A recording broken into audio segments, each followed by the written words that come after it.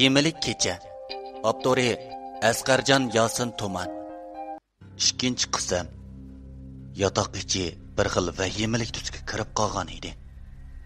Meni bir xil vahima qoplagan bo'lsa-mu, yotoq ichidagi bolalarning xo'rak ovozini anglab, ichimdagi qo'rqinish xeyli besiqib qoldi.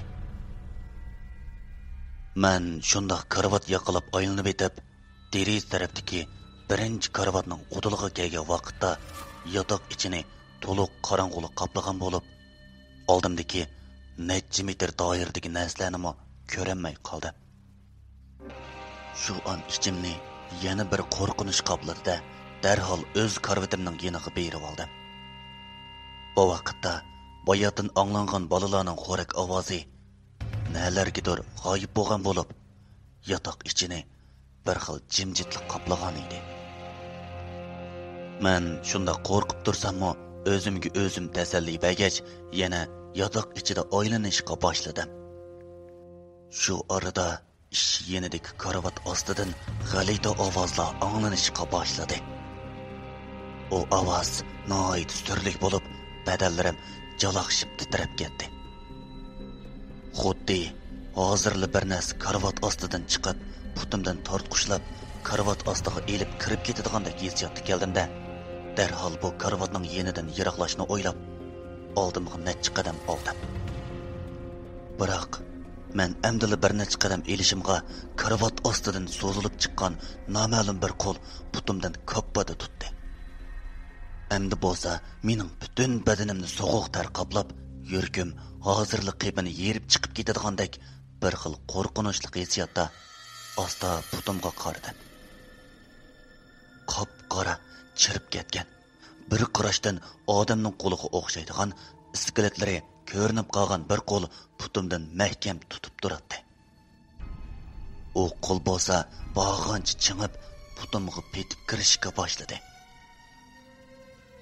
Shu an putimdan kirgan bir og'riq mingimga chiqdi. Men og'riqqa chidab putimni qattiq bir silkishim bilan putimni tutib turgan iskelet qo'l ochirdi. Men fursatni chang tutib o'zimni eshik tarafga otdim.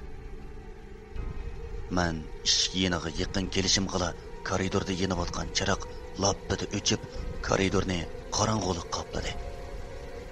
Sinf eshiklarini temir eshikka almashtirish sababidan butun sinfning eshiklari elib etilgan bo'g'ashqa egizligi 70 sm keladigan bir kichik eshik bo'lib, eshik yeniga kelgan odam koridorni aniq ko'ralaydi. Men bo'yindab koridorga qaradim. Biroq koridorda birma odam yo'q bo'lib, jimjit ham noyt qorong'u edi. Odam bormi? Odam bormi? Dedim men koridorga bo'yindab qarab. Biroq hech qanday bir sado yo'q bo'lib, xuddi bu qavatda mendan bo'lak odam yo'qdekla. Shu orada koridorning yana bir beshidan ayol kishining egiz poshlinliq oyoqini to'kildatganicha mang'an ovoz qo'shilib, nihoyat vahimalik kulgi ovozi anglanishga boshladi. Hamda bu oyoq ovozi men tarafga yiqilib kelishi bilan koridordagi oq yo'riydigan chiroqlar g'uva yurib, orqadilla qizil rangga kirdi. O ayolning har bir qoqoqlab kulishida qizil yo'rg'an chiroqlar birda kuchayib, birda ojizlayotdi. Men bo'lsam koridorda yuz berayotgan bu vahimalik manzaralarga qarab, qo'rqinishdan xudimni yo'qotib qo'yg'ili ozliq qolgan edim. O oyoq ovozi bara-bara yiqilib kelishga boshladi. O yiqilib kelganda uni aniq ko'rdim. Badanidan qon tomchilab turgan, beshini xuddi qopoqni qistirib olgandek, qo'ltiqiga qistirib olgan, qo'ltiqidagi qo'llisi menga qarab masxirlik kulib o'tdi. O alvasti har bir qadam og'anda egiz poshlinliq oyoqidan yerga qon tomchib tushaydi. O shunday mengib, men yotgan yotoqning o'diliga kelganda qo'ltiqida turgan beshi lappida menga qaradi-da, sat birni vaqirab, oldiga necha qadam mang'andan keyin ko'zdan g'oyib bo'ldi. Shu an koridordagi rangli qizil chiroqlar o'chib, so'g'uq bir shamol chiqish bilan noma'lum bir kuch meni orqamga qattiq ittirdi. Men bo'lsam noma'lum kuchning ta'sirida orqamga yiqildim. Taynib tushgachga qo'lim nihoyat og'riyotdi. Men qo'limni birdan o'g'lig'andan keyin o'rnimdan turmoqchi bo'lib taynishimga qo'limga bir issiq suyuqlik urildi. Koridordan tushayotgan qizil chiroqning yo'rig'ida qo'limga sinchilab qarashga boshladim. Shundaq. Sinchilab qarab, uning qon ekanligini bayqadim. Oduqqunimdan o'rnimdan chachirib turib ketdim va darhol yotoq o'tirsidagi bo'sh joyga kelib oldim. Shu orada eshik tubidagi karavotdan ichinishliq ingirgan ovoz chiqib to'xtab qoldi. Men asta o karavotning yeniga keldim. Men karavot yeniga kelishimgala karavot ostidan bir qo'l surilib chiqib, putimdan yana tutdi.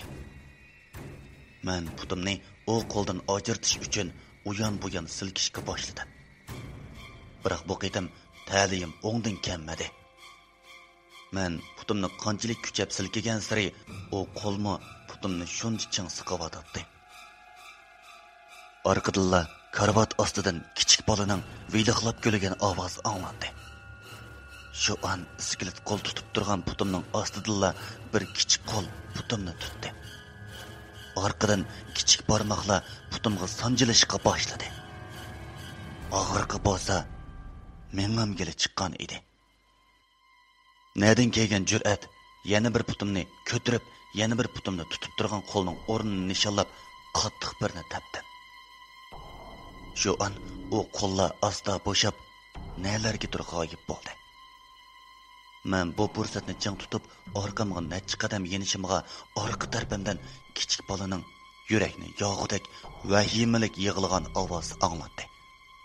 Bu vaqtda men orqamga yana berib, yana bir karavotning qishiga kelib qolgan ekanman. Men darhol orqamga burildim. Biroq men kechikkan edim. Men orqamga o'rilishimga karavot ostidan bir qo'l suzilib chiqib, putimga esilmoqchi bo'ldi. Men ikki qadamlarim bilan oldimga necha qadam maqdim. Shu an karavot ostidan bir ajolning nihoyat ichinishli yig'ilgan ovozi chiqishga boshladi. Orqadilla yotoq ichida suvning tamchilagan ovoziga o'xshash ovozlar anglanib, bara-bara kuchayib, suvning shildirlaganga o'xshash ovoziga o'zgardi. Shu vaqtda putimga nihoyat issiq bir suyuqlik urildi.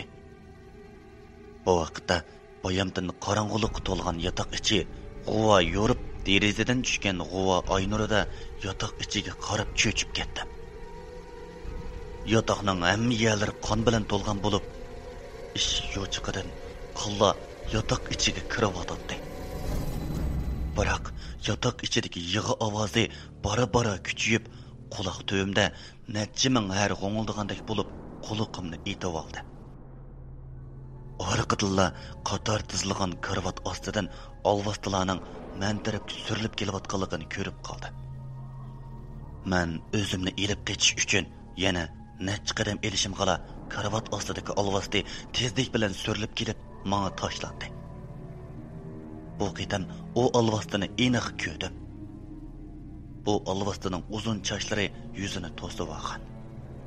Butun badani qon bilan bo'yalgan olvasti edi. Men bundaq turaversam, ichinishlik o'lib ketadiganligimni sezimda, bolalarni uyg'otishni o'ylab, menga xiris qilib esilayotgan olvastidan tasdik qutulib, karavot yeniga keldim. Karavatga qarab qattiq cho'chib ketdim. Karavat ustida bir kichik olvasti savag'itishimning qursiqiga minib olib, uning barmoqlarini qarastiltib yeyotdi. Savag'itishim allaburun o'lib bo'lgan bo'lsa kerak, o'ntinsiz yotadi. Shu an o kichik olvasti chaynayotgan barmoqlarni yutib etib, menga qarab, qattiq birini chirqirab, sakrabla yana bir savag'itishimning ustiga minib, kichik, og'irda qo'llar bilan yana bir savag'itishimning yuragini sug'uribla oldi. Ondan yig'lig'inicha menga etildi.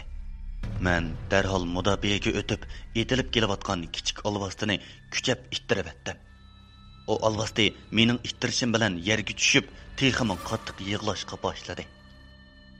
Onun qattiq yig'lishi bilan orqamda turgan ayol olvastimi qattiq chirqirab, menga etilib keldi-da, yana shu yarlangan pochiqimdan tishladi. Orqadan yig'lab yotgan kichik olvastimi etilib kelib, yana bir pochiqimdan tishladi. Ularning tishi nihoyat o'tkir bo'lib, tishi ishtonni teshib o'tib, go'shtga sanjilib ketgan edi. Og'riqi jondan o'tib, ko'zimdan yoshlar taramlab eqishga boshlagan edi. Men shu vaqtda jonning naqadar tatliqligini his qildimda, putimni qanjuq ishdak tishlab turgan olvastining bosh qismiga kuchab bir muz soldim. Shu an go'shimga sanjilgan ayol olvastining tishi putimdan ochirdi. Men chaqqonlik bilan yana bir putimni tishlab turgan kichik olvastini kuchab urdim. Shu an u olvastining tishi bo'shab, pochiqimdan ajrab chiqdi. Arqadan ikki olvasti vahimalik qoqoqlab kulgunicha yana menga yiqilib kelishga boshladi. Men ular yana menga hujum qilguncha bu nasbasqur yerdan chiqib ketishni o'yladimda, menga yiqilib kelayotgan u olvastini xuddi futbolni tepgandek tepib eshik tarafga mangdi. Mendan peshvo yegan olvastining beshi olma daraxidan sesiq olma to'kilgandek yerga do'milab tushdi-da, yana beshining o'rniga uchib chiqib oldi. Men fursatni chang tutib, eshik yoniga kelib, eshikni kuchab tortdim. Ta'limga bu qitim eshik ochildi. Men darhol koridorga chiqib oldim. Bizdan bir necha yotoq yerda maktab o'quvchilar uyushmasining bolalari qator o'ltirib, qizg'in parangga tushib ketgan bo'lib, mening chiqqanimni ko'rib, menga qarashib qo'yib, yana o'z paranglarini davom qilishga boshladi. Amdilikda bo'lsa, yotoq ichi tep-tinish bo'lib, boyamqi vahimalik manzaradan qat'iy asar yo'q edi. Biroq olvos tishliga yala ichishib og'riyotdi. Men peshonamdagi munchiq tarlarni surtgach, o'ntinsiz suvxonaga kirib, yuzimni sovuq suvda qayta yuvib etdim. Ondan asta o'ltirib, olvos tishliga yana ochdim. Ochdim-yu, qo'rqqanimdan varqirab kelib toslab qoldi. Chunki boya olvos tishliga yada kichik qurtlar do'lishib turardi. Men darhol u narsalarni urib tushirib etib, putimni yuyib, koridorga chiqdim. Bolalarning qiziq parangini anglab, qo'rqinishimni bosmoqchimi bo'ldim. Men necha minut ularning parangini anglagandan keyin ular yotoqqa kirib ketishimni, yeli muallim tekshirib chiqirganligini aytdi. Men amalsiz yana shu o'lgur yotoqqa kirdim. Yotoq ichi jimjit bo'lib, boyamqi ko'rinishlarning yolg'onligini isbotlagandek jimjitlik hukm surayotdi. Biroq bir xil qonsiq biroq yanala burnimga urilayotdi. Men darhol o'rnimga kelib yetib oldim. Biroq menda uyqudan asar yo'q bo'lib, yotganni beshim bilan qo'shib cho'mkab yetib, qachon qanday uxlab qolganligimni o'zimmi bilmayman. Bir vaqtda qo'lig'imga kimlarningdir paranglari anglanishi bilan cho'chib uyg'onib atrofga qaradim. Yotoq ichi liq soqchilar bilan to'lgan bo'lib, nerdagi bir necha karvatni suratga tortib, bir ishlarni qilyotdi. Men o'rnimdan turib, asta soqchilar orasidan ular qarayotgan karvatga qaradim. Qaradim-yu, nemishqimi qaragandaman deb ketdim. Karvat ustida ishqorni yerilgan, yana birining yuragi sug'urib ilingan, yana birining ko'zi o'yib ilingan 3 jasad bo'lib, qargan odamni qo'rqinish bosatdi. Bu ish bilan maktab rahbarligi qattiq cho'chidi. Keyin anglashimcha o'lganlarni kimning o'ldirganligini aniqlayolmagan bo'lib, badanini so'ngak yaralandirganligi, ishqorni bo'lsa noma'lum narsa tarafidan yevitilganligi isbotlanibdi dek. Shu xabar tarqalish bilan maktab ichida 405-yotoqda olvosda bor ekan degan gap maktab ichini barli oldi. Bizni boshqa yotoqqa yo'tkab, u yotoqqa pechat selibdi. Keyincha yotoq ichidan har xil kulgan, yig'ilgan ovozlar anglanib, qorong'u yotoq ichida g'alaydi nurlar chaqnab qo'ydigan. Bir ayol kishi bilan bir bovoqning kulgan ovozi orqadan yig'ilgan ovozi anglanadigan bo'lib oldi. Biz bo'lsak, kashkirchi bilan qo'rqinishdan yotgan ichiga kirib yotadigan bo'lib oldik. Keyin maktab ichida burun bo'lgan bir qotillik delosi to'g'risida so'zlar taqilishga boshladi. Qanday danglar? Burun, ya'ni men bu maktabga kelishdan burun bu maktabda noyat chiroyli bir qiz o'quvchi kelgan ekan. O noyat chiroyli bo'lib, uni qo'g'lashadigan bolalar oz emas bo'lib, hatto yangi xizmatga tushgan o'qituvchilarni yaxshi ko'rib qo'qilishadi ekan. Oradan bir kuni u qiz sinfda unutulib qolgan materiallarni og'ili chiqibdi. Ya'ni shu 405-yotoqqa chiqibdi. U narsa keraklarni elib sinfdan chiqay deb turishiga necha oq pichoq, ko'k pichoq go'yla yerdan ungandakla paydo bo'lib, uni bo'zaq qilishga boshlabdi. U qiz ularning orasida qanday qilishni bilmay turganda, maktabdagi ig'ir-oyiq bir muallim sinf oldidan o'tib ketib etib, varang-churungni anglab, sinfga kirib qopti. Qarasa, necha go'yla bir qizni bo'zaq qilayotgan bo'lib, qizning kiyimlari yirtilib, saq yeri qanmagan. U go'yla ha deb u qizni bo'zaq qilayotganligini ko'rib, eshik orqadagi supurgini elib, u qizni qutqizmoqchi bo'lib, ularga etilibdi. Ishning chatoqligini bilgan go'yla hapala-shapala o'rnidan turib qochmoqchi bo'pti. Buni bilib qolgan muallim darhol eshikni tirab turibdi. Oradan talva bir go'y chiqib, yenidek pichoqni muallimning qursiqiga sanjibdi. Muallim shu o'rniga yiqilibdi. Bu go'yla ahvolning chatoqligini bilib, badar qechibdi. Zo'rliqqa uchirgan qiz bo'lsa, bir nuqtaga tikilgunicha sarangdakla turib qopti. Bu vaqt qorong'i tushgan vaqt bo'lg'ach, o'qitish binosi ichida odam qolmagan ekan. Muallim o'miliginicha u qizning yoniga berib, chopinini qiziga yepibdi. Qiz shu an cho'chib, sakrab uyg'onib, derizdan o'zini tashlayapti. Muallimmo qansirab o'libdi. Atsi bu ishlarni aniqlab, yiliqi go'ylani 2 yil kechiktirib o'lim jazosiga qo'yilibdi. Keyin 405-yotoqning oldiga bir xotir paydo bo'lib qopti. Biz u xotirni ochdik. Ichida qizil qonning rangida yo'q. Qonda hamma ishlar oxirlashdi, qisosimni oldim degan so'zlar yozilgan edi. Shuningdan keyin boshqa g'ayriy ahvol yuz bermadi. Biroq meni xili kungacha bir kichik bola qorong'uda orqamdan agishib meni qo'rqitib yurdi. Aziz anglag'uvchilar, Vahimalik kecha nomli asarning barliq qismi mush yerda tamomlandi.